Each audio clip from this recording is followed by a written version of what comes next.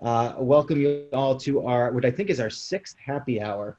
I think the first time we did this, we just kind of did it to see if it would be fun, and it was, and we just kind of kept doing it every other weekend, and it's been pretty fun. And we'd like to welcome Allison back.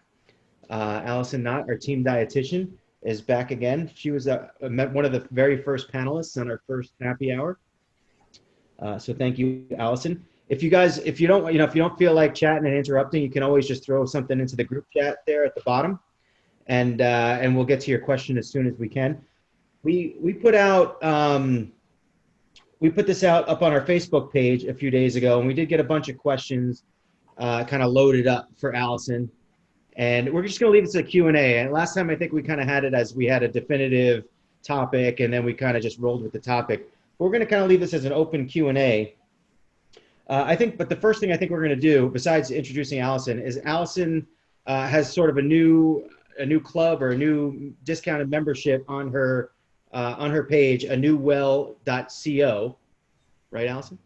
Yes. And I'm going to just kind of hand it over. Why don't we just explain to everyone what that is and how we're going about taking a look at that?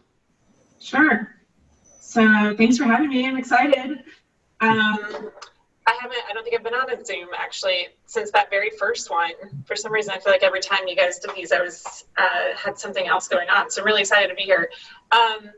Yeah, I'm starting a new membership. So this is a monthly membership that is going to offer resources and live sessions with me. And then also I'm having some speakers come in on a monthly basis. So there's information on my website, anewwell.co/join. You can check out the details, but the goal of this really is to have just more interaction with me. And if you're not ready for any kind of one-on-one, or you feel like you don't need that, then this is a really good opportunity to bring your, questions in and learn more from experts in the field of nutrition, also in sports, and then ask questions and be a part of a community of like-minded people. So the founder's rate of this is $15 a month. If you're a client of Scott's, then there's a little bit of a discount, which is exciting, even more so than the 15. And that's just a first-time rate to really get people in to understand what's going on. And then that's something that will actually end at a certain point. So we are, looking for just a group of people really to get us started and lock in that rate for the course of as long as they want to be a member. So I'm really excited. It's going to start in August. And I, would love to hear if anybody has any requests or thoughts on what they want to see, then, what would be useful, then I am taking that for sure. So this is all meant for people like you. So if there's something specific that would be of benefit, then that's something I definitely want to make sure is there and available. Eventually there will be courses and more in-depth information. And then there's also going to be, of course, the opportunity for the one-on-one counseling. So lots coming. It's going to be exciting. I'm looking forward to it. Yeah, I think that's great. And, our group with you we've really overlapped. I know, you've gotten a lot of calls from some of our athletes, and I get calls from people who talk to you all the time, and they're very happy. I think, having those one-on-one sessions and getting to talk to a dietitian, you kind of, especially that personal, one-on-one, it just, I know that when I was training for the Ironman, it was very helpful, and even just getting those little tips. And I think especially with that group membership that you're now starting, it does offer you, let's be honest, hiring coaches, hiring dietitians, nutritionists, whatever you're hiring, it's a luxury. And so sometimes to give an option like that, where you do actually get contact with someone, a professional, I think it's a great thing that you're doing. And I thank you for giving us a discount also. Yeah, I'm excited. I agree. I think having the one-on-one is great because you get that personalized interaction, of course, and you get the customization for what you need as an individual. but being able to just have, it seems like you're either doing that or you're reading online, or you're not necessarily getting kind of this sort of interaction where you can ask a direct question to somebody. That seems to be a little bit more rare in the space. So that's what I'm really excited about, is having this opportunity to bring this sort of interaction to a group of people who are all kind of on the same page with what their goals are. So it's gonna be good. I think that's great. So like I said, we did have a chance to kind of run through and get a whole bunch of questions that I listed down here. So I'm gonna kind of approach these one by one. But I probably have a list of about 6 questions here. If you guys want to chime in, if you guys have any comments, A, you can write in the chat, or B, just unmute yourself and you can just join the conversation. I definitely encourage that. But the first question that I was going to ask you is coffee. Yes. So now someone posted the question about coffee, and it kind of like, I wonder about like, are you hydrating when you drink coffee? A lot of times in the morning, I start my day, I have a cup of coffee. Today I had a cup of coffee, and then Steph sent me to Dunkin' Donuts to get her coffee. So I got another one. And then I had to go drive to New York, and I drove to New York, and I had another. So I had like 5 coffees a day. Yeah. So like, does that take the place of water? Does it help you? Does it hurt you in training? What's the deal with coffee? Yeah, I love this question because hopefully the answer surprises people and gives you a little bit of relief, because I feel like coffee gets such a bad reputation and it shouldn't.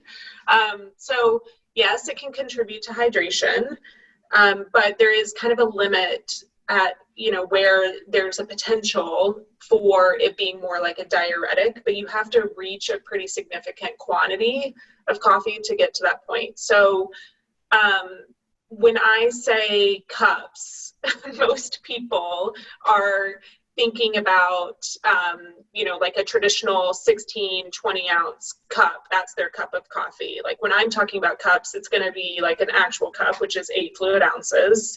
And so about that amount is around 100 milligrams of caffeine. Okay. So when we get around 400 milligrams plus, there is a potential, although there's mixed results on this, but there is a potential that it could cause a diuretic effect. So, but if you're spreading that out throughout the day and you're getting other fluids in, then you're probably not going to reach that quantity. Where we start to run into the issue and where coffee gets kind of a bad reputation has a lot more to do with what you're putting in the coffee than it does with the coffee itself. So plain coffee is a source of fluid. So yes, it can contribute to hydration, but it also gives you caffeine, right? It also has antioxidants, which is usually pretty surprising. It's a pretty significant source of antioxidants in the American diet, interestingly enough. But that caffeine can help with performance too. There's definitely research that shows caffeine is going to have that ergogenic sort of effect. But again, you have to have a pretty significant quantity. But if you're looking at supplements like pre-workouts and things, they're going to have caffeine in them, and there's a reason for that, and it's because of that stimulant effect. But separating that from what's actually going into the coffee is where we need to have that kind of conversation, because there's benefits to coffee when we're talking about just plain coffee. There's benefits from a performance standpoint for some people with the caffeine. But if you are one to add extra sugar or lots of potentially like this saturated fat sources, so that would be in like cream or some of the mixed kind of drinks, then you might be unintentionally increasing your total calorie intake. That could be an issue long term if you're looking for like weight management over time, and then also adding to like the added sugar intake and potentially tipping over the amount of saturated fat that you need. So that's where we start to run into where coffee means a lot of different things now, because you look at the Starbucks menu, as an example, or Dunkin' Donuts menu. You can have a coffee, or you can get like 1,000 calorie frozen frappuccino. We're talking about 2 totally different things. Yeah. And actually, Angela just chimed in with a question on the chat. What if you drink mochas instead of straight coffee? I got to be honest. I like the term mocha to me was always sort of like this strange. ethereal chocolate coffee thing. Like what? I don't, you know, I don't, I mean, maybe Allison lives in Brooklyn. So she probably knows what a mocha is, but I don't know. I mean, mocha is essentially with milk and coffee, right, and chocolate. So it's kind of like a latte with chocolate added. So but that's again, like if you enjoy those, I would just consider anything like the frappuccinos, the mochas, the sweetened, any of those kind of broad category sweetened beverages that have the added sugar. I would consider those to be a part of your added sugar intake. So think of them more like that versus the, caffeine jolt in the morning that you should have multiple in a day.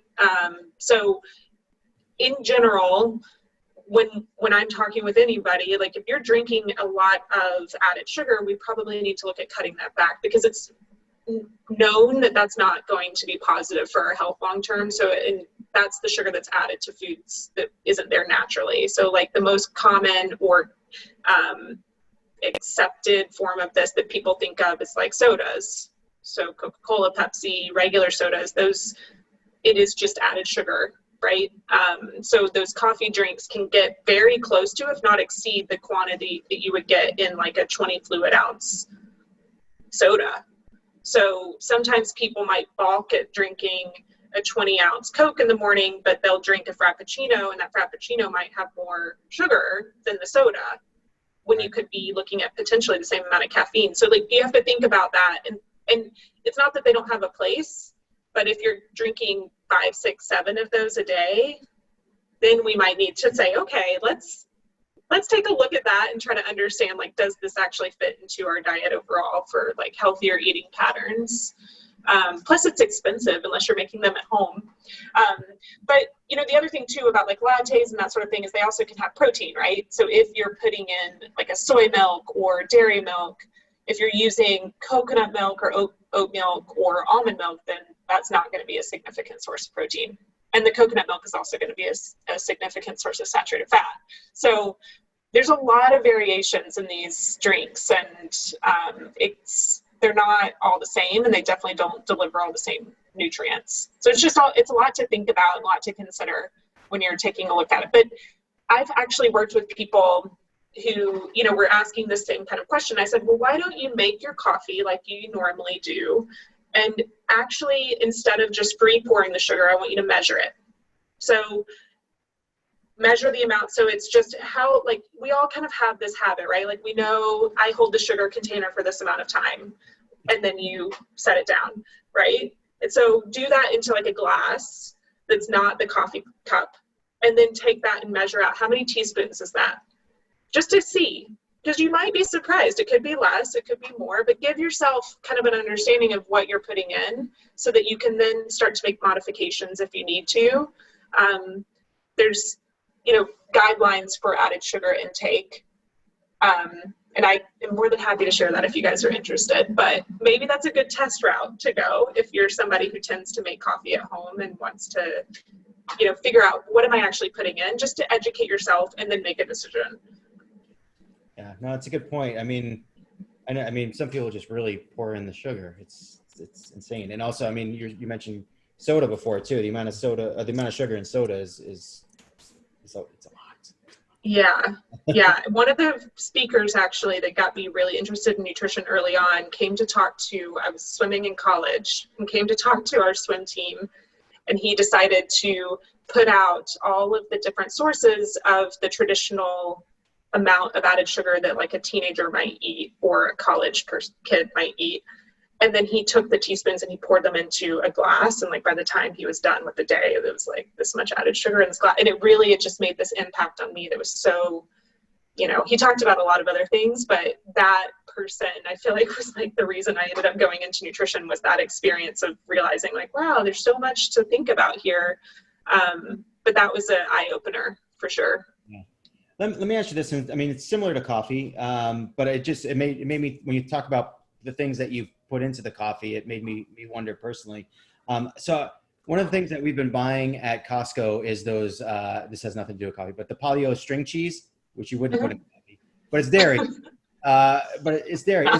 But I notice like when I eat those, if I eat one, maybe two, and then I try to do a workout, like I do feel like a little sluggish, and I kind of chalk it up to the dairy. But then I'm kind of wondering the same thing if you pour cream into your coffee, if that could affect you. Is it normal for dairy to kind of make you a little sluggish, or am I just kind of noticing that personally? Not really. There's really not like I don't know that there would be a reason why it would cause you to feel that way unless you have like a sensitivity or an allergy or like lactose intolerance or something like that. But, if that's all you're eating before a workout and you haven't eaten, in 3+ hours, or if you're just generally hungry, string cheese is not a good source of carbs. So if you're feeling sluggish during workout, you might need to add, like a piece of fruit to your string cheese to get the carbs in for the workout. But usually there's not going to be a negative impact like that to dairy unless there's, some sort of additional medical kind of allergy or reason why. But that's not something I've heard. Right. So it's kind of just mental for me, which is certainly understandable. So I'm just going to go off the next question on the list that I got. Should runners take vitamins or supplements? And if so, which ones? Yeah, that's a good question.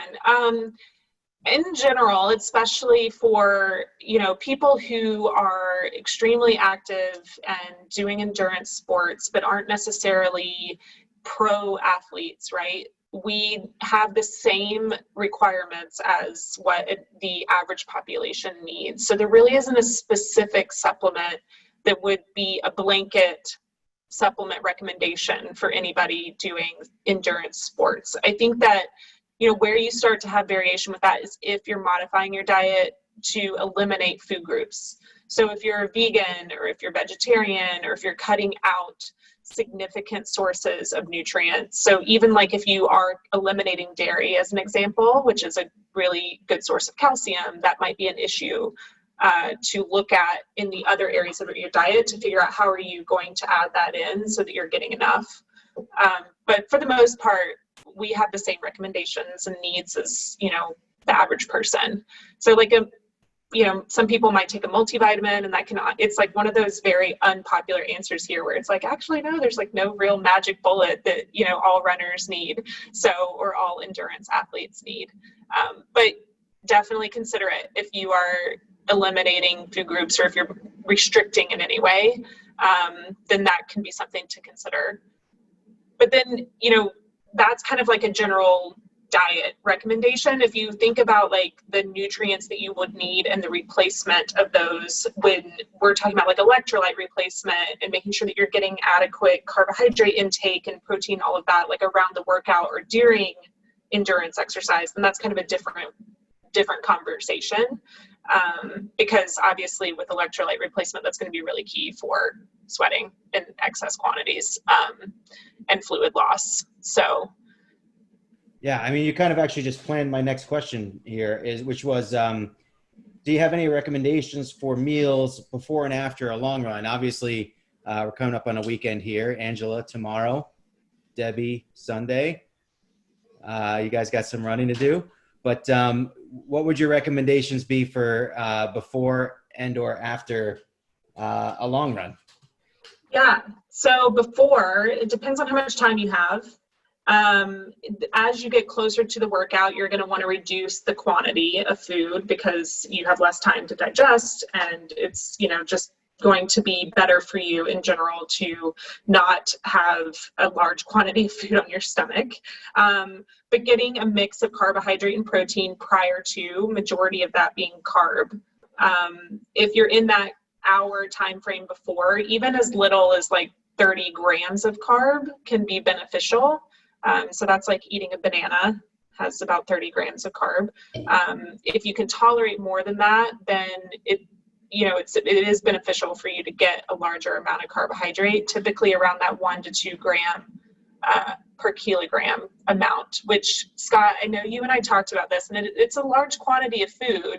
But if you're planning a long workout that is, like if you're going for a long run and it's an hour plus, maybe even 2 hours or longer, we definitely need to look at starting out with a pretty significant quantity of fuel in the form of carbohydrates, so that you're using that to then fuel that workout. And then if you're exercising longer than an hour, we need to add an additional sources of carbohydrate during the exercise. I also really recommend that you're choosing something that's easy to digest. So that's going to be lower in fiber and typically more like that simple kind of carbohydrate as you get closer to the workout. So like if you're one to work out in the morning and you like to go on long runs first thing, then you're probably looking at an hour that you have maybe. So if you're going for a run at like 6 a.m., you're looking at eating at like 5 a.m., then you're probably going to want to especially look at things that are going to digest quicker. So that's like white bread with jam, or fruit with some sort of, maybe you're adding a little bit of protein or fat to that. So you could get like banana and peanut butter, or you're doing, some source of carbohydrate that's just it's gonna digest. It's not gonna sit on your stomach. So it's like, I don't necessarily think most people can't really tolerate a giant bowl of oats with nuts and seeds and berries in that hour before, right? Because that's pretty high in fiber. Although it's excellent and really good for you, it's not going to digest really quickly, and sometimes that can be an issue for people if they are going out for a long run. So I see the question about not whole wheat bread. So whole wheat bread is also an excellent option if you tolerate it. I think where when you're in that hour before with the fiber content, then some people can have issues with that. So white bread can be a good solution to that because it's a quick digesting carbohydrate, but it's not something that you would want to be as the majority of the bread that you're eating. I much prefer outside of that time frame that you're consuming higher fiber whole grains, for sure. Yeah, it's funny. I actually had someone ask me this exact same question during this week, and we talked about. And it's funny because you approached us from a pure dietitian, and we talked about oatmeal, we talked about bananas, we talked about, but I think, part of the problem is a lot of us on the weekends, we roll out of bed, we put our sneakers on, we go, we're not going to shower before, we're not going to have all that time in between. But I do think that if you roll out of bed and eat first and just kind of preclude, brushing your teeth and washing your face and doing whatever you do, getting dressed, roll out of bed, go eat something first, drink a little something, hydrate. Even that 10, 15 minute window can help you kind of get that food down and settle just a little bit before you go out for that run. And, I think this person in particular who's usually here actually, but it's not today. He was just saying that, he just rolls out of bed and runs, and that he doesn't have that time, and he wish he had that time. But you can find a few extra minutes if you just roll out of bed and eat first, and just get I like the bread idea. I actually can handle oatmeal, so I eat the oatmeal first, and then I go about my day and then run. It's all very individualized, and people have much different reactions to foods. So some people do just fine with the higher fiber options and the closer they get, and that's okay. And some people can't tolerate it. The other thing too, especially in the morning, the hydration piece is going to be key. It's key all the time, but if you think about it, you're looking at like a fasting period there. We all naturally go into fasting, like a physiological fast, right? When we're sleeping, because there's a time frame of not consuming anything. So it's a natural, if you're looking at 8, 7, 6, I don't know, it depends on how long you're sleeping, right? But there's the time frame where you had dinner and then you don't eat until the morning. So if you roll out of bed and then go out for a run, you're kind of doing yourself a disservice in a lot of ways, because yes, you're running fasted. And I know that there's a lot of, popularity in that for reasons that are not necessarily going to be positive for most people. It's really, it depends on your personal ability, and there's no benefit to running fasted. I'll just say that. So like if you can give yourself even that small quantity of carb, but then also making sure that you're hydrating, then you're starting out in a much better place, fueling your body. It's kind of like trying to go out and drive your car without any gas in it, you know?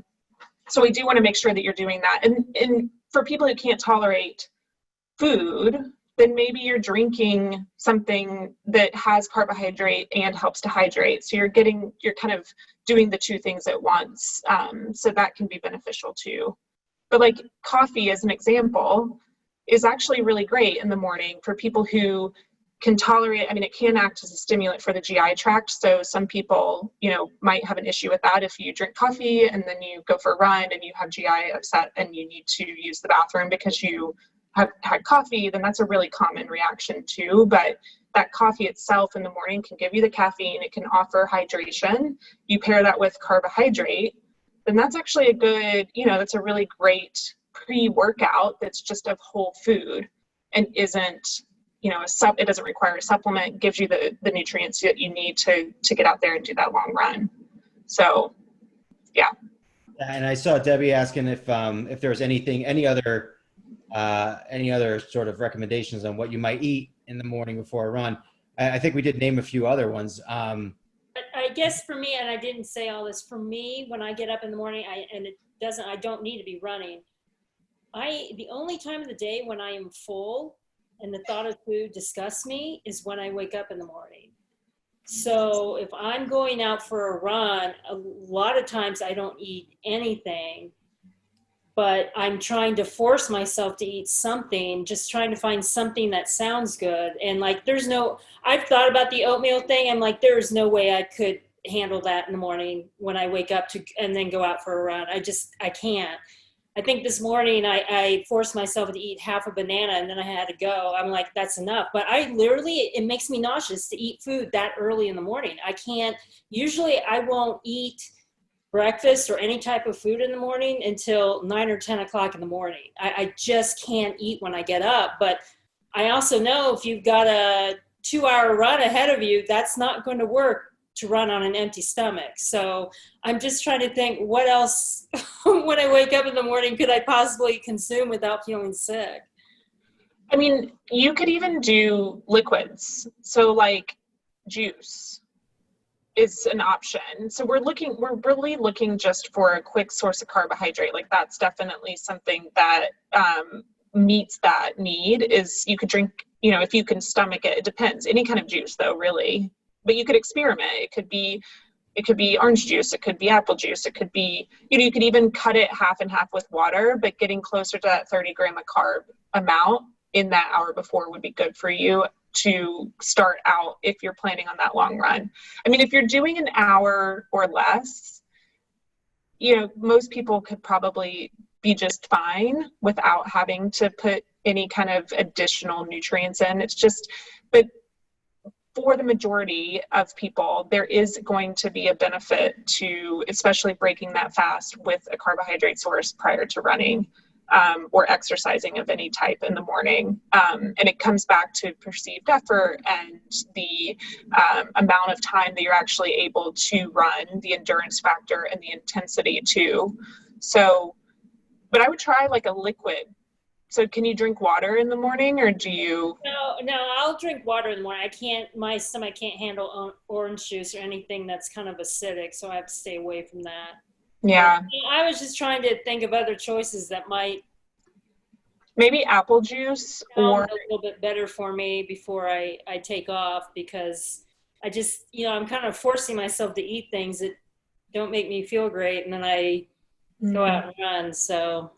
I mean, even like goos or gummies or, you know, some of the more engineered kind of sports foods can be an option too. You know, if you have a hard time eating in the morning, a goo might not be ideal because that might be even worse. Yeah, or you could look at something like cornflakes or like Rice Krispie treat, like not treats, but like the Rice Krispie cereal. Those are great. We don't have any today. That's a great. I mean, that's a phenomenal idea, actually. Rice Krispie treats? Well, the honey stinger waffles might be another thing. I mean, Yeah. And I do like honey stingers actually are okay for me. And I do have their little gel or goo packs, whatever the heck you call them. And I do like those, but sometimes I feel like maybe I should be eating something more solid before I go running out the door. I don't know. I compared this last year when I trained with my sister for the Berlin Marathon. I'd go over to her house every morning to run, and she's sitting there eating like, you know, a 5-course meal. She has to constantly eat, and she's a sick person, around the clock. And she's like, how can you not eat anything? And I'm like, it's too early. I can't. yeah. You know, but she's eating oatmeal. She's eating everything. And then she's got to keep refueling. I mean, she's on it. And I'm like, oh, I can't. Well, it is all very individualized. And I think we have to think about training from a nutrition standpoint in the same way we think about training our bodies for the activity, right? So like training your GI tract to tolerate foods while you're running, before you run. I mean, and I'm using running as an example. I'm talking about any endurance exercise. That's where like just trying it and practicing it and modifying as needed really can be beneficial. So like think about it in that same sort of mindset of maybe it's, okay, you did half the banana, so next time you try 3/4, you know, or you try a smaller bowl of Rice Krispies, and the next time you try a little bit more, but like you're just kind of building on it to get closer to the goal, which would be, it's going to be modified. I mean, I know you and I have talked a lot, and I'm happy to give you specific recommendations, but think about it in the same way of kind of incrementally, the same way you would increase your distance and like what a coach would tell you to do with your actual exercise.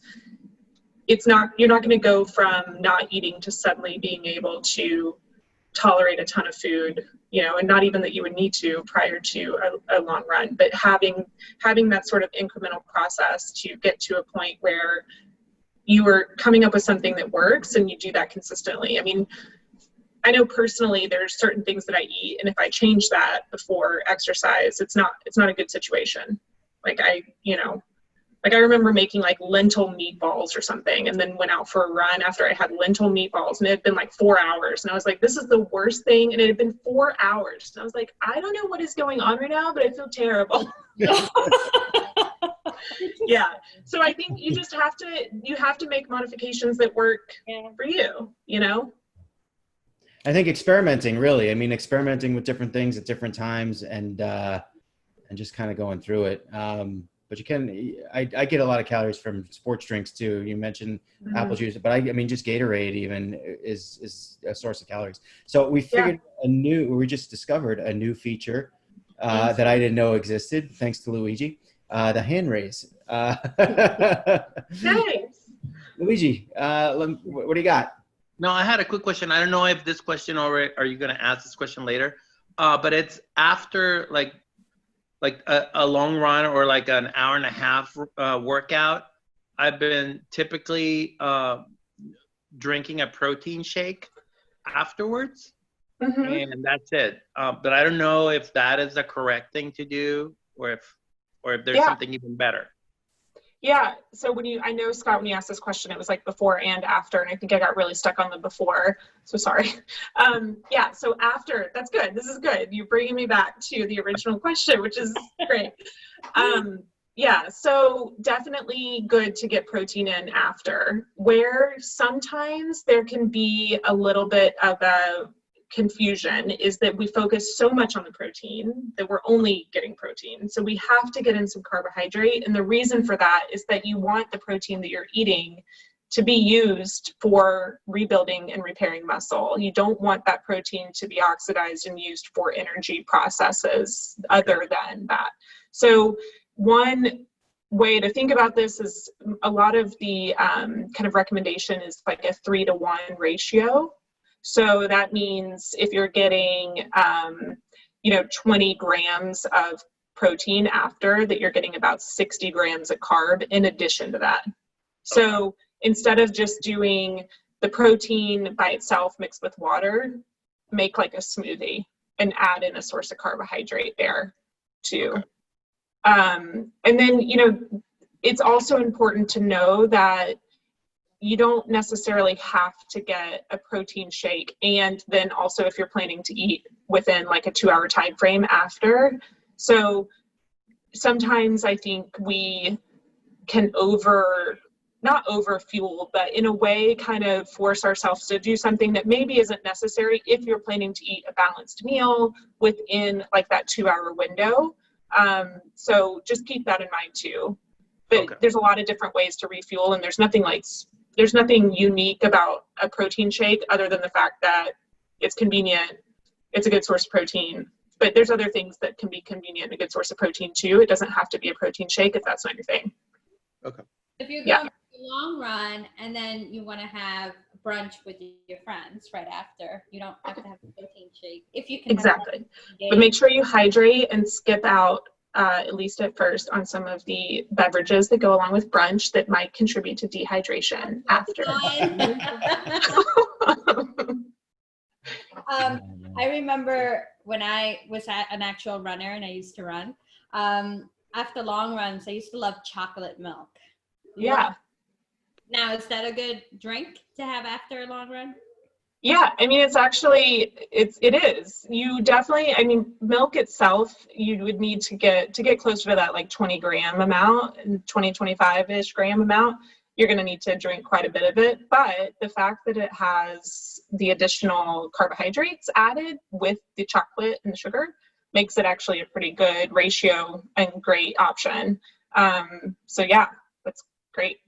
Plus, it's really yummy. Yeah. It is delicious. I agree. Yeah, there you go. That's Especially what I've been drinking, like the Premier one. Oh, the Premier Ah. Protein. Yeah, 20 grams. Yeah, nice. How many grams of carbs are in there? 13. Yeah, so maybe eat like some fruit with that in addition to, because that's pretty low. Yeah. Okay. Okay. Yeah. I'm going to mute because my dogs are going crazy. Hold on. Hey, Allison, one of the things that we hear a lot is like that you have to eat or drink, you have to get those carbs and protein into your system like within the next 30 minutes after a workout. How important is that? Or is that just kind of like an old wives' tale, or is that like really? No, I mean, there is a window where it's like that anabolic window, right? Where you're actually going to be repairing and rebuilding any kind of muscles that have been damaged through the process of exercise. 30 minutes is, the research shows essentially anytime from like immediately after up until 2 hours after is still a really great window, but you're doing this 24/7 too. So, focusing on that time frame is important, but you should also be then distributing protein throughout the day, eating an adequate amount of carbohydrates, and getting a balanced diet overall, because you're doing this process 24/7. So like even after exercise up to, until you exercise again, you're still having that similar metabolic process going on and training adaptation. So it's important to continue to fuel well throughout that time. But, from what I have researched with this and what the research shows, that immediately after up to the 2 hours after is still okay. So like, it's not like 32 minutes after exercise, you're going to be like, I missed the window. It's not going to work. Like that's, it doesn't really work like that. So just, keep that in mind. I get that. Like, it's like I go and do my bike ride. I come up and I'm all sweaty and I'm like, all right, do I eat and then shower, or do I shower? And then Steph's always like, Now you can shower. Value, look at you. So Well, make it's sure I have. I mean, the hydration is definitely important in that, start hydrating immediately. But you can give yourself enough time to shower. Unless you're taking like a 2-hour shower, then, We're out of hot water here. So one of the other questions that we had here, which I think kind of is a good lead-in, we've segued nicely here this evening. Yeah, that's good. Because you kind of mentioned like what you eat throughout the day. And one of the things that runners have all the time, we always call it like we get rungry, right? When it's just like we run, we do, especially on the day you do a long run, you burn, 1,000 to 2,000 calories. And then all day you just feel like you got to just keep eating. And it's really hard to like stop eating. Do you have any sort of recommendations for, I don't know, I guess I'm going to even extend this to sort of how to build habits around what you should eat and how you should kind of treat that feeling when you just feel like you just got to graze and eat all the food all day long. Yeah. Yeah. So one thing that is just so key is making sure, this is something that if anybody has talked to me or worked with me, I talk about this all the time, but crossing the plate is it is so key. And what I mean by that is pairing different groups of nutrients together to give yourself a satisfying meal that helps to fill you up and keep you full, and also gives you the diversity of nutrients you need. So you're not just eating carbs after a workout, right? You're pairing it with the protein. You're getting a source of fat. You're balancing out your plate. Like, you're not just eating a plate of spaghetti with marinara. You need to have some color on the plate with vegetables. You need to put in some source of protein, because that's really going to be important for giving you not only what you need from an energy standpoint, but also what you need to just feel satisfied and full. It is common for people to experience what you're talking about, which is feeling like you are a bottomless pit. And in a lot of ways, you need to listen to that, and make sure that you are giving yourself that you're eating when you're hungry. So you're not trying to restrict that. I mean, if you're going out and you're exercising to the point where you have burned, like you're saying, 1,000+ calories, it's going to be really key that you are refueling in a way that helps to ensure that you're meeting your energy needs, because it can be a really negative thing for you from a training adaptation standpoint, meaning you're not necessarily going to have those improvements that you want if you don't meet those energy needs. And it's also going to be negative from like just general recovery. So it is normal to feel that. The other thing too that's actually really fascinating with this is that exercise can have like a transient, meaning like a short-term impact on your hunger hormones. So some people actually get like blunted feelings of hunger, so they don't actually feel quite as hungry until it's a delayed effect. And then you feel like you're super hungry later, so you didn't really like refuel in that time frame, and then you're like, I could eat a horse later in the day, right? Or even sometimes the next day. So has anybody ever experienced that, where it's just like, That's me. Yeah. After the longer the run, the more I'm not hungry then either. But yeah, usually, 3, 4, 5 o'clock comes around and nothing is safe. I mean, I've just eaten everything. So yeah. So I think in that instance, it's what can we do in that 2-hour time frame to refuel and get in that protein and carbohydrate in those calories, to make sure that we are giving ourselves what we need. And then it can help us with feeling, because what your body's telling you is that like you have not given me enough energy and I'm starving now and I need you to eat. And then we get into this place where we are just so hungry that we're going to eat literally anything and everything. I mean, and that's where people start to have that feeling of feeling out of control around food, and it kind of perpetuates this unfortunate dialogue in our heads that we cannot control what we're eating. And it's not that it's a control thing, it's more just that we have ignored our hunger, and it's a physiological need thing, and we're going to eat until we're full. So, but you really should hone in and focus on that refueling right after to help give yourself what you need early on, so that you're not getting to that extreme hunger. But on those longer run days and even the day after, you are just going to be hungrier and you are going to be eating a larger quantity of food. And that's kind of what happens with training. So like you have this sort of up and down of energy burn. So you might have some days where you're recovering, you're not exercising as much, and you should still be fueling, but you might realize that your hunger isn't as strong on those days. Or it could be right after, the day after a long run, and your hunger is actually pretty intense on that day. But tuning into that and balancing that plate, making sure you're meeting your energy needs is going to be very key. But just know that that up and down of quantities, like if you were, let's say if you were tracking calories, and I don't recommend this long-term for anyone, but if you were looking at that and you start to see, oh, on some days I'm eating X amount, on other days I'm eating a much lower amount, it's going to tie in with that energy burn and the training that you're doing.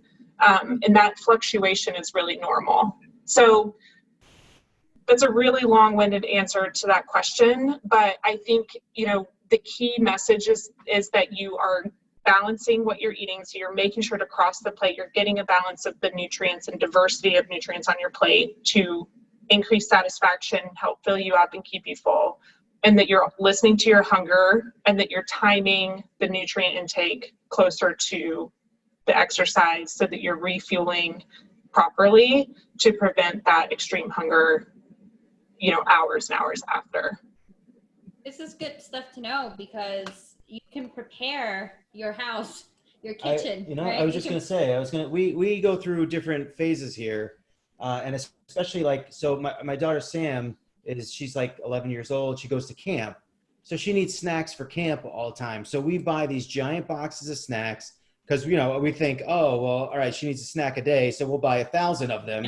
That way we've got this year covered. And they last about 2 weeks. And a week she's not here, right? Yeah. With us 1 week right. on, and 1 we hit week the off. box. Yeah. But honestly, I think one of the keys there is when we stock our house with alternatives, so we have fruit available, and it's there. We have pears, we have pears, we have oranges, we have grapefruit, we have all this stuff. And when it's there, at least I have the choice to make the alternative. When it's not there, it's the granola bars, it's the little bites. Those things are so good. And lately it's been Ellie's Oh yeah. little bars. You're sneaking Ellie's bars? Yeah, I am. They're so good. I mean, I think, I think we have to think about, you point on something so key is that if the option is there, it's much easier to choose it, right? You have to, when you're thinking about barriers to any behavior change, if you told me as a coach, if you said, Allison, your goal is to go run a mile and I don't own a pair of running shoes, I'm not going to run a mile, right? Because I don't have any running shoes. So it's if my goal is to eat more vegetables and I don't have any vegetables in my house in any form, I'm not going to eat more vegetables because they're not there. And then when they are there, then it's okay. Do I actually enjoy eating them? Are they in a place that it's easy to choose them? Is it, are they vegetables I actually, understand how to prepare? There's all these layers of questions that come up of, we need to answer these to break down the barriers to make it easier for you to make this choice to reach whatever that goal is that you have. And so if all you have is little Debbie cake thingies and you're hungry, of course that's what you're going to eat logically, right? And also, if you have the vegetables, but they're not cooked, then you have to wait 40 minutes for the vegetables to be cooked. Oh. You're going to go for that cake as opposed to the vegetables that you need to wait 40 minutes for. So literally right before I got on this call, I was standing at the fridge and I was like, there's nothing to eat here. And I'm looking at a bunch of uncooked vegetables. No joke, that happened. And that's what I'm thinking. I'm like, there's nothing to eat here. And so, I think we have to think about how are we setting ourselves up to be successful to meet a goal, because there's only so much, people talk about willpower and they blame themselves for certain decisions. And there's only so much, that we can do to get past that. We have to set up our environment to be successful. So yeah. And then also listening to your hunger. If you're really hungry, if I'm really hungry, I'm not going to go cook a squash to eat it. If I'm really hungry, I'm going to eat the Debbie cake things that are right there, right? But you know what? If the squash was pre-cooked and it's in the fridge and it's already sitting there. 30 seconds in the microwave. Yeah. In the microwave or something, you might. Or if I'm planning it as a part of a meal, or if I have if there's all these other things that are going to play a role in that for sure, but if I'm really hungry and I'm like, oh, how convenient, these grapes have already been washed and they're in this container for me to eat right now. Cool. I'll just eat these, it's, yeah. I think, one of the things I've been substituting food for, that's one of the reasons I drink so much coffee is sometimes I feel like I'm hungry. And then I tell myself you're not really hungry. Just get some more coffee. And it's almost like you have that kind of reflex what's that called? You know what I mean? When you have to eat all the time.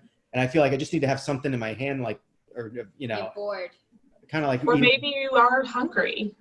Well, I don't think I'm hungry. I think I'm just I am bored, and not bored, but a lot of times, especially we work for us, I work for myself. We're here at home all the and time. I'm sitting here doing work on the computer, and I'm like, all right, well, I got to be in a zone where I'm creative or something, and so I pace, and then I pace by the fridge, and let's. And it's just Yeah. one of those things. So I grab coffee instead because I feel like it's better for me. But I don't know. I think the solution is to make an office outside in the shed. So Way we out, don't have to yeah. walk all the way back here. That would suck in the winter.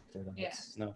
Well, I think I do think there's something to be said for like what's called a habit loop, right? Where you do the same thing over and over again, and it's just like you don't think about it. So it just happens, and that's your habit loop. And so when if you can disrupt that somehow and try something different, then that can help to break that. So like if you get frustrated with work and your habit is to ease your frustration by going to the fridge to get a snack, then you recognize that that's what you do.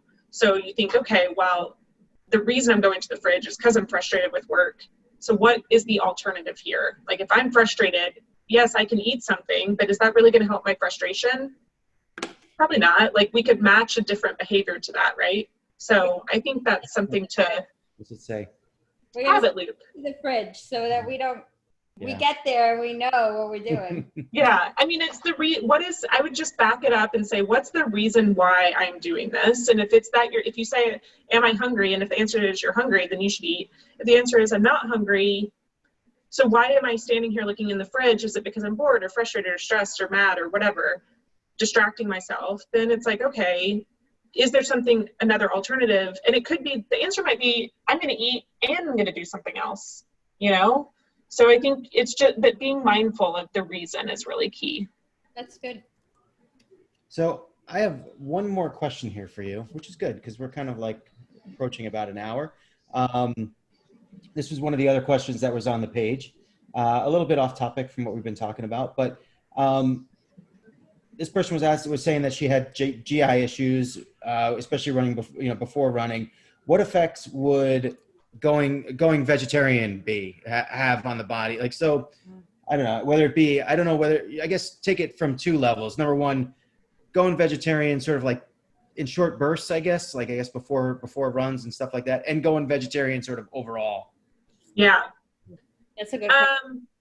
So like the question is that vegetarian, they're thinking that meat is impacting GI issues. Is that what you're saying? I think that she was just saying that she has GI issues while she runs. Yeah. And whether or not, I guess before the run, just not eating, I guess just eating like a vegetarian diet. Yeah. Or just more in general. Maybe we just take it from a more, I guess, when I think of it, when people say they're going vegetarian, I think for a certain, for an extensive period of time, weeks, months, whatever it may be, or forever, but as a lifestyle. But which I admire, by the way. I just could never do it. I failed. I know. I told you, Allison, about it. I failed miserably. And that's because I did it kind of on my own without, contacting someone that would help me through it. But yeah. I think, the GI piece is not abnormal. A lot of endurance athletes have GI issues, whether it's, like a motility thing or it's even like a slower or a sped up motility issue. There's a lot of that happening in this environment with sports. So it's not abnormal. And there's some diet modifications that can have an impact for sure. I mean, it's important to rule out that there's not an underlying condition. But then, there's been some research around like the FODMAP diet and lower FODMAP options potentially helping people. So FODMAP is an acronym, has to do with fermentable carbohydrates. I see your face. Mm-hmm. So essentially it's like, I'll stop it. It's fermentable. Yeah, well, that's different, but like it's more like the foods that you eat and the fermentation that happens in the GI tract. So yeah, I can send you some research on that and some information on that. And some people have found success in choosing foods that are lower FODMAP. So like one thing I think of as an example, and so if you think about like added fiber. So one example of that in like Fiber One bars, like chicory root or inulin, is a way that they add fiber to different fiber products like Fiber One. Some people have a severe reaction to that and they just experience a lot of bloating and gas and GI upset. And so when you start to look at certain foods that are higher in these FODMAPs, there is a potential that those can cause that sort of GI discomfort, and it helps some people to cut back or lower the quantity of those FODMAPs in the diet, and that can have an impact on GI distress. So it's something that could be considered for some people, especially in the endurance world. The thing about it, though, and the disclaimer is that you start looking at like elimination diets and stuff, and you have to be really careful there because you want to make sure that you're eating as diverse of a diet as possible. So maybe it's modifying what you're eating right before, the day before, you know, the long run, and then you're going back to like a normal diet after. And some people have had success in that. So I feel like this is a whole topic that would be really great to like talk about. Yeah, so there's that. But I think I wouldn't just like suffer through it. People who are experiencing severe GI distress, if it's affecting performance, then it's worth, you know, investigating and working with a dietitian, and, you know, also ruling out any sort of underlying condition for sure. So there's that like kind of GI question, I feel like answered. But the vegetarian piece, I don't really know what the question is there. Is it just like the thoughts on vegetarian diet? Just the question was, what effects does going vegetarian have? Yeah, I think personally, on another note in terms of going vegetarian, you know, you talked about the importance of taking in protein after a workout. How do you, I mean, I know there's like tofu and some other sources. What are the best sources of non-meat protein that you could fill that sort of void?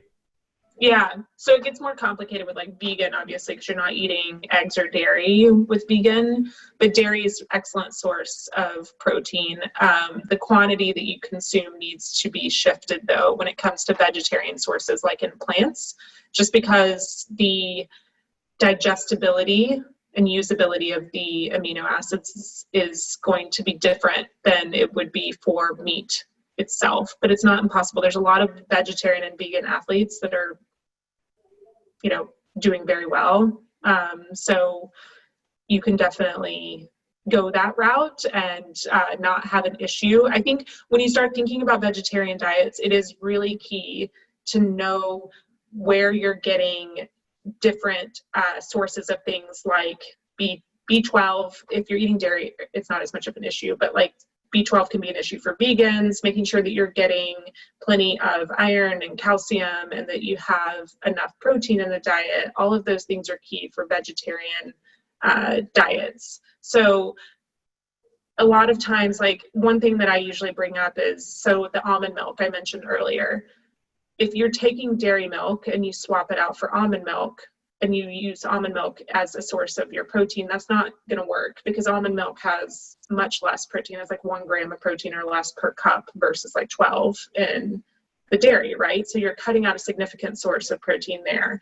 And I'm just using protein as an example. Like another thing that comes up is like veggie burgers, like traditional veggie burgers. Some of them are really high in protein. Some of them aren't. Like some of them have like 5 grams. So you take a veggie burger and you swap it, you know, if you're usually eating a beef burger and you switch over to a veggie burger, then we need to think about, well, what else are you going to eat in that meal or throughout the day to make sure you're getting enough protein? Because in some cases you might not be getting very much with that.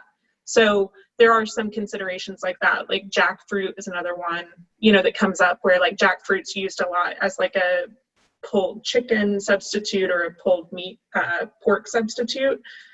And it's not a significant source of protein either. It's fruit, you know, it's like 1 gram of protein or less. So like it's something to think about and just ensure that you're rounding out the meals so that you are getting a good source of that, just as a specific example. But I'm a big advocate of plant-based diets. I 100% think that we should be, all of us, the majority of us anyway, do not eat enough fruits and vegetables and plants in general. So, you know, it is, but that doesn't mean you necessarily have to go totally vegetarian to eat plant-based. That's kind of what's nice about plant-based as a term, is there's no real definition to it. So it can kind of be whatever you want it to be. But, you know, it's just essentially reducing the quantity of meat, making it less of the star of the plate and filling out the rest with plants. And that's always going to be positive. But you know, with endurance athletes, especially, it's really, really key to think about making sure that you're balancing out the nutrients for sure, that you're not just eliminating a total food group and not understanding how you're going to be replacing that. So it just takes a little bit of education and, you know, kind of understanding where you're getting certain nutrients. And once you get the hang of it, then you get it, right? But there can be a little bit of a transition period for sure. What was your issue? Back in college, I became an ethical vegetarian, right, after watching this video. Anyway, I'm not going to get into that. So I was very successful for about 9 months, and then I became severely anemic. And the reason why is because I didn't know what I was doing. And, you know, I didn't contact my doctor and say, this is what I'm going to do. How can it affect me? What should I do? Right. Yeah. So, you know, he said you should become a pescatarian to get something in there to replace the iron that you're missing, or, you know, chickpeas, tofu, stuff like that. But after that, I just said this was hard enough. So I'm just going to go back to eating meat, so I'm not sick anymore. But Yeah, I mean, it's definitely important for sure, because like plant-based diets as a general, you know, blanket statement can mean a lot of things. So you can eat, you know, Oreos and Lay's chips and sodas and, you know, all of these highly processed foods as an example, and that's vegetarian, you know, like, so people can go that route and potentially be missing out on a lot of essential nutrients. Or you can go the opposite route and have a much more balanced vegetarian diet and it be perfectly healthy. But it's the traditional American eating pattern doesn't really set us up to be super successful without the additional thought.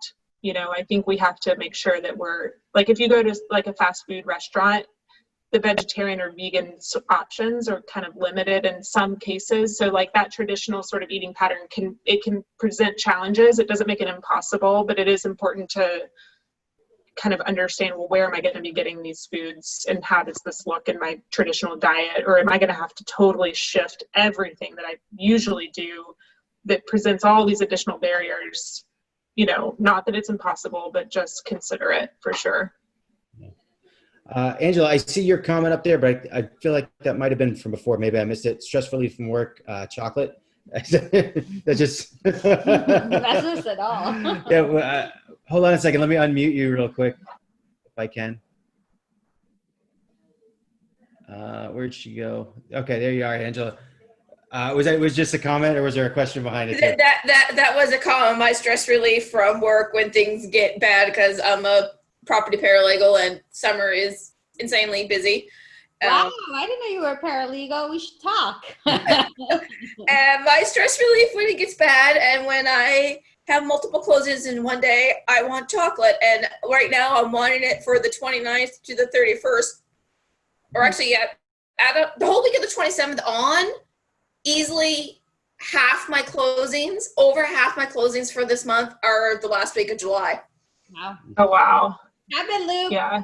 You have a lot of time to prepare for your Yeah, I mean, I think there's definitely, I really like the thought of like matching feelings with behaviors. Like that's like, at least for me, and kind of wrapping your head around how you deal with stress or any other feeling, you know, like anger or frustration or whatever. I mean, if you're always turning to food, you're not necessarily resolving the root cause. It doesn't mean that you can't eat, you know, whatever it is that you're using as that stress relief, but it just means being mindful and understanding that you can still do this and you're still going to have that feeling. So is there something else you could do that potentially could help resolve the feeling? You know, so that's where it's like, it's something I would like to do, but moving away from my coworkers that sit beside me that really berate me isn't going to happen. Oh, geez. Well, that's challenging. I don't know if I can help you there. So, Denise actually chimed in, and dark chocolate, dark chocolate versus light chocolate versus milk chocolate. Anything, you know, what's the thought behind those? I got to to just say that dark chocolate is actually yummier than other people think. So It's dark chocolate, especially when you have like sea salt, and yeah, it's so good. I say eat the chocolate you really enjoy eating, number one. Yeah, eat the chocolate you enjoy eating, exactly. And then That's my favorite. yeah, it's chocolate covered blueberries, right? Is that what it was? Yeah. It's dark chocolate. Dark chocolate is a KI and blueberry. This one is. Yum. Yeah. Yeah. So, I mean, eat the chocolate you like to eat. And then, I mean, there's definitely differences in the just antioxidant, like phytochemical capacity and antioxidant capacity with some of the dark chocolate versus like milk chocolate. But, you know, when it comes to chocolate, eat what you like to eat. That's kind of my general recommendation. Dark chocolate technically is a little bit on the healthier side. But if you're, you know, feeling like you're restricting yourself and you're not going to enjoy the dark chocolate, then just eat the milk chocolate. It's okay. You know, when I think of, and I'm just going to ask one more question before we go. You're probably all psyched to leave, but no, I'm going to ask one more. No. So you used the term antioxidant before, and when I see dark chocolate, sometimes that, for whatever reason, that I think I've seen that before, that kind of, you know, dark chocolate being an antioxidant. I don't know if that's true or not. When I hear the word antioxidant, sometimes I got to be honest, like I think voodoo. I think, what is this? Is there a reality behind antioxidant? And, you know, and should we focus on that at all? Yeah, there's definitely reality to it. So it has a lot to do with free radicals, essentially. So it's like it plays a role in inflammatory processes in the body. So there's nutrients like vitamin C and vitamin E and different nutrients that we eat all the time as a part of our diets have antioxidant capacity. This is where like things get interesting from a nutrition standpoint, because like it's not, the answer is not more is better, right? So there is definitely a balance. In some cases you could get too much, and that can be an issue, but most of us are not going to experience that, like unless we're like high dosing supplements. But yeah, there's totally something to it. There's a science to it for sure. And it's diets that are, this is one of the reasons why we talk a lot about like plant-based diets and wanting to consume more plants. It has a lot to do with antioxidants and phytochemicals, and there being a connection between diet patterns that are rich in those things and then chronic disease. And so logically, it makes sense that if there's antioxidant capacities and you're lowering this free radical formation and potentially ultimately leading to lower inflammatory processes or reducing that, then the chronic disease development long-term, it's all this kind of very long-term process, is going to be the direction that you'll go by giving your body plenty of those things. So that's your really basic explanation of this. But I think, you know, if you want more detail, I'm trying to think of a really good resource for this. I can send you some links. I mean, from like a super scientific-y kind of standpoint, some good explanation you can find like on the NIH website. The American Cancer Institute has some of these kind of basic articles on this too. But I can pull together some links and send it over to you just to convince you that antioxidants exist. You're voodoo, babe. You're not I do voodoo. think voodoo. Well, you know, me and Allison have had some conversations, but we won't get into it. But you know, so you talk about sort of chronic disease and American Cancer Society. I'm like, wow, that's. But you also said the word inflammatory, which to me, I think about running, and I think about the physical impact of running on the body, and sort of like that, you know, the swelling that even if you don't experience it, but sort of that, like that, even like the little injuries that you don't even notice or whatnot. Would that aid in that regard at all? Totally. Yes, 100%. So the thing about inflammation is that like inflammatory processes are necessary for us. Like if you are injured, there's a whole cascade of events that happens, right? So if I cut my finger, then blood is going to rush to that area. It's going to become red and inflamed. There's going to be a lot of, whether like the immune response to fix that problem. So that inflammatory process is really important. Otherwise, you wouldn't heal, so that's key for us. That quantity of inflammation is definitely very important.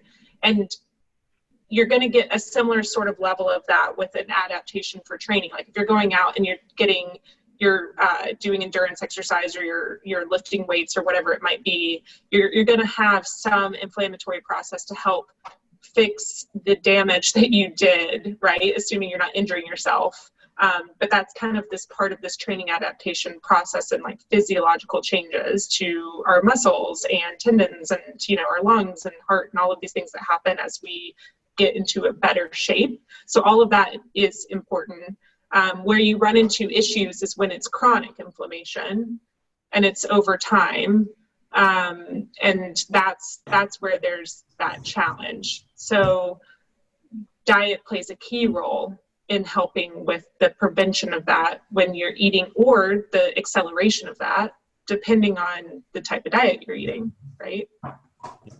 And that's really interesting because, a lot of times you think about people with kind of like that chronic injury, chronic swelling when they run, and you don't think to connect it to diet at all. You think potentially a weight issue, or it could be just an injury, or it could be, but you never really connect that to diet, which I think is really interesting.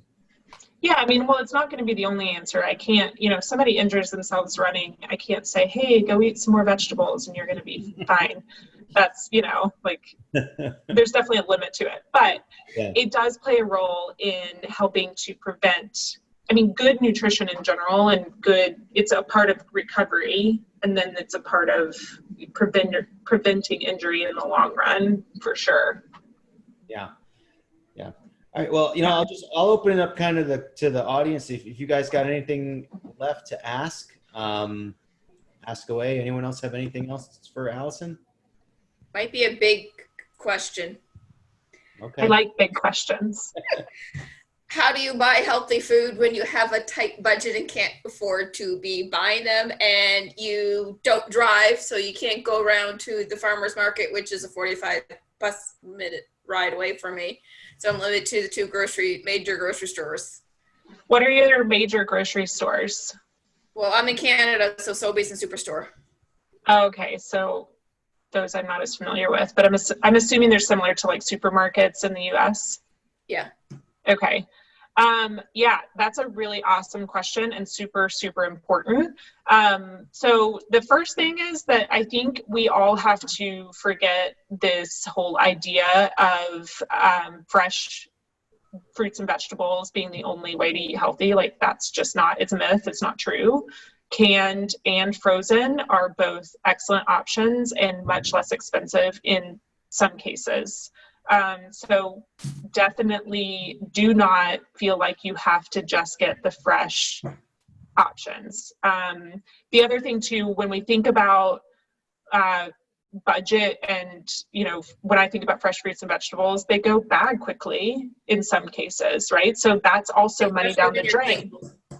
Yeah. So like if you don't eat it, then you're wasting money. You might as well just be throwing money out the door, right? There's this kind of notion of, have you guys heard shop the perimeter of the store? Yeah. Like, just forget about it. Ignore that, because the middle aisles, you can find inexpensive pantry staples there. So like you can get a bag of lentils for $1.50, and that bag of lentils is going to be an excellent source of fiber and protein, and it's going to last a long time, and it cooks quickly, right? Like that's just a good example of something basic that you could pick up in those middle aisles that you would totally miss if you shop the perimeter. Canned beans, whole grains, all of these things are going to be in those middle aisles and can help to fit into that budget of a lower budget when it comes to food and still be healthy and good for you. I also really recommend stretching foods, like doing what's called like extended dishes. So if you buy like that's everything for me. Yeah, I mean, that's great. Like if you buy like ground beef as an example, mixing that with beans stretches the quantity of that with something that's less expensive, still gives you a good source of protein, helps to increase the fiber, lowers the total amount of the red meat, which is actually good for just in general, lower quantities of red meat are good. And so then, then you're looking at not only helping to boost the nutrients, but also extending the quantity of food, which creates more servings, which then lowers the total amount per serving that you're spending. So I could probably talk about that topic because I feel really, really passionate about this for like an hour. Like I 100%. Because yeah, we struggle with at home too. And I've been reading a little bit about it. And so, for instance, right when the grapes are about to go bad, freeze them. And then Sam loves like grape smoothies. And I tried to do that with the the strawberries the other day, but I forgot and they were terrible. But it's something that you have to be mindful about, and you can do that. You can stretch out your food just by putting it in the freezer for, other stuff. The one thing I am splurging on right now, local strawberries are out. It's the season for local strawberries. And those imported ones from the States, sorry, are dismal failures compared to the deliciousness of the local strawberries. You actually sent me a picture of those the other day, and I can tell you, we have some local strawberries here that little farms that you can get it, and I love them. But the ones that you showed me were like, I was like, wow, those look even better than the ones. They're very, very juicy, and what I really like is when the late season ones come out, because they come out at the same time that the local blueberries are out. And then I'll just take a bowl and mix the local strawberries and local blueberries together, and it's delicious. I mean, I think, and you're touching on something so important, is seasonality is also really, I mean, we kind of forget about seasonality because like we can eat avocados, like as an example, like nobody's growing avocados like naturally in New York, right? Like or pineapples, like we're used to seeing a variety of foods year round. But when you think about seasonality, something like the strawberries, I know in my overpriced Brooklyn grocery store, this time of year, or maybe like earlier in the summer, they are much less expensive than they are if I were to buy them in December because they're not in season. So like, you could, no joke, there can be like a $5 difference for a container, right, between those two time frames. And so like in the winter, you're looking more at like citrus fruit as being on sale and more abundant. So if you're picking up the foods in the seasonality sort of time frame for the fresh vegetable section and fruit section, then that can really help too with reducing the total price that you're spending like per serving. The imported strawberries are still in, and they have been known to be cheaper when they first start coming out. For those imported ones are actually cheaper than the local ones, but I want the local ones. But the problem with the local ones this year is they're saying that the season could be a lot shorter, and we're not going to get as many because they're not going to get them picked as fast because we can't get our foreign workers. Our borders are closed. So, and then if you do somehow manage to get in, you have to quarantine yourself for 14 days. So, yeah. I mean, this environment, there's a lot of additional challenges, and it's been a couple weeks, but there was a really interesting article, I think on it was either New York Times or Washington Post, I don't remember, but about the rise of how much groceries actually are costing because of everything that's going on. Certain categories have just, gone up multiple percent. Of and I need to get lots of strawberries because I make my own jam. Ooh. So I need to get those strawberries. Yeah. Oh my gosh. Well, if it takes as long to get the strawberries from Canada as it does to send her ordinary marathon medal. We don't want that jam. That'll be a moldy jam by the time it gets here. So Luigi mentioned the frozen veggies in the microwave steamer bag. And I tell you, the one thing I like about that idea too is I go down to the supermarket sometimes, and I don't know if it's the microwave steamable ones, but the frozen veggies can be like 10 for $10 sometimes. Like if you can, every once in a while you get like a really super deal. And if they're frozen, you could just throw that stuff in the freezer and just keep it there for a year and just use it whenever, whenever. Yeah. I do buy them frozen. I have Tupperware containers that I transfer the vegetables into. And the one thing I'm not understanding, I don't know if it's the vegetable or if it's a Tupperware container. The corn is fine. But when I buy the peas and carrots, the peas and carrots go into one solid frozen chunk in the Tupperware container. And so I'm there with my spoon. Yeah. I was doing this Sunday, banging on it, trying to get the peas and carrots out. You just I was trying to find, I was just looking for this. I found, oh, here it is. This amazing infographic. Oh, wait, this isn't it.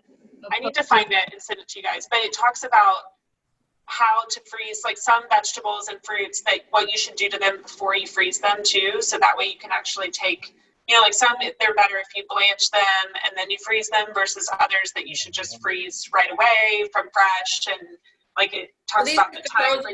Already frozen ones. I take them out of the freezer, the bags that they come in, and put them into the Tupperware containers, which are freezer smart Tupperware containers. Oh yeah, that's smart. Yeah. I tell you, I grew onions in our garden one year, and I put them in little bags and I put them in the freezer, and I thought, hey, that's great. And then when I took them out of the freezer and thawed them out, they were disgusting. So I don't know if that's something I should have cooked before and then or what, but it was like they're all mushy and gross. It was just terrible. But I'd be interested to see what they say about onions. Well, I think we have another topic now. Yeah, I love this topic because it's just so important, because there's this kind of thought of healthy eating and nourishing foods have to be this certain way, and they also have to be expensive. Like I just like images of like fancy smoothie bowls and juices come to mind, that just are not necessary. Like you could go down the street here and spend $10 on a juice that like I could buy that quantity of fruit, it would be an excessive quantity for that amount of money, and I just think that sort of stereotype of healthy eating is just, it's a really unfortunate narrative that's being told, and it damages, I think, in my opinion, it damages people tend to see that as unattainable, and of course, why wouldn't they, right? Because it is. There's some weird expectation that we all need to be eating this certain way, and that we have to spend all this money, and that's the only way to be healthy, and it's just not true. So, I feel super excited about this topic. 100% would be on board with talking about it. I think, I love that you asked that question. And also, I like this topic specifically too because of the whole what do you call this? I can't think. Too much beer. Lower waste, and one of the big wastes out there is food that goes to the dumps because you just throw it out. So people don't understand that they could do these little things to prolong the shelf life or prolong using the food. But Angela, one thing that I've noticed when I go to the supermarket now is you notice this too. Sometimes for the certain produce, they give you like 50% off because they have to sell it that day, right? You've seen that. It's like on the last day. Yeah, or it's on the last day. And at Costco, I get that a lot. Like a giant bag of Brussels sprouts, but they're going to go bad tomorrow. But you can cook them all, and then, you have vegetables for the whole week. And then something that I like to do, and I don't know if we can get a discount, but next time I go to the supermarket, I'm definitely going to ask for a discount, is the bananas. Sometimes they don't want the whole thing of bananas, so they'll take 2 out and they'll put it on the side, and then I feel so bad for those bananas, so I buy them. Like the lonely one banana. Very lonely. She grabs the stray bananas. Yeah.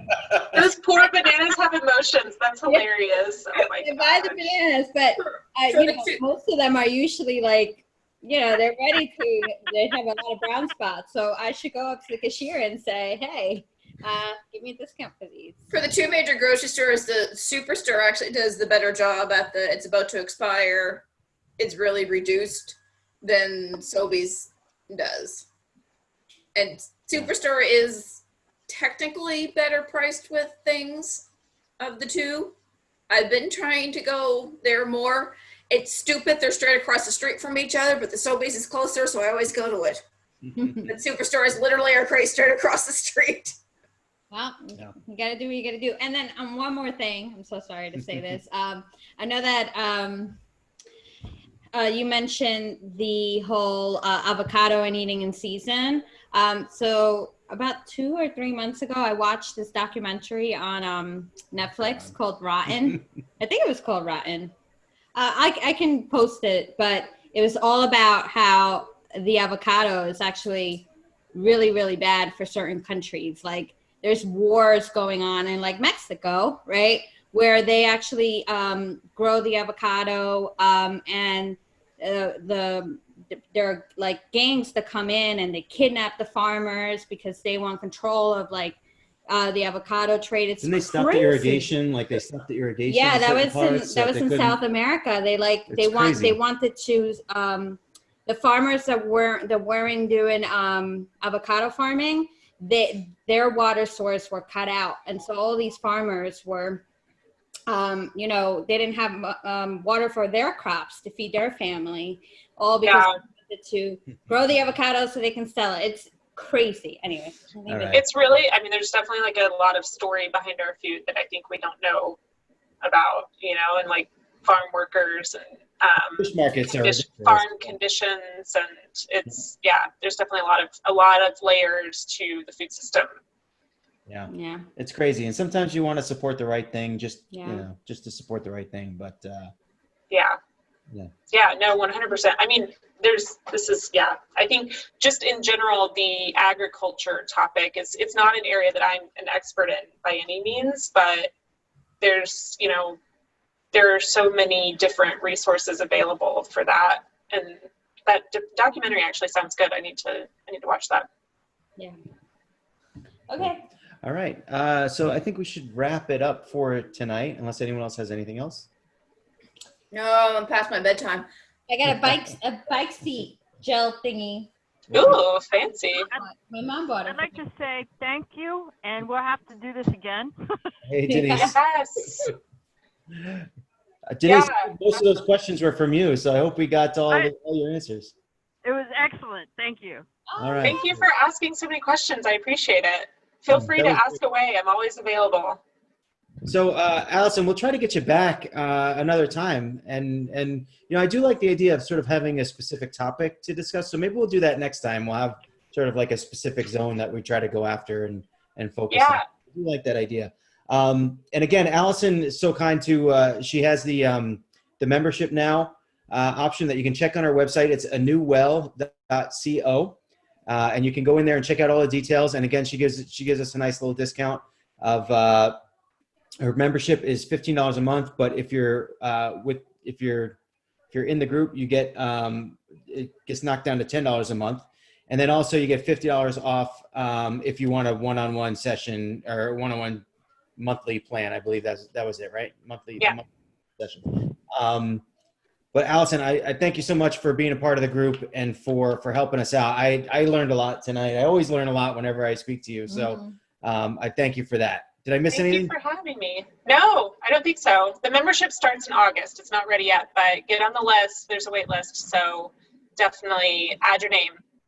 Gotcha. When Anyway, we can support you, we will, for sure. Yeah, same. I'm gonna say I'm working with Allison, and it's great, even though I owe her homework right now. Sorry, but yeah. Don't apologize. Thank you guys all for showing up too. I mean, it's Friday night and everything, and this was really cool, really fun. And so thank you guys all for spending time with us, and hopefully we'll see you again in a couple weeks.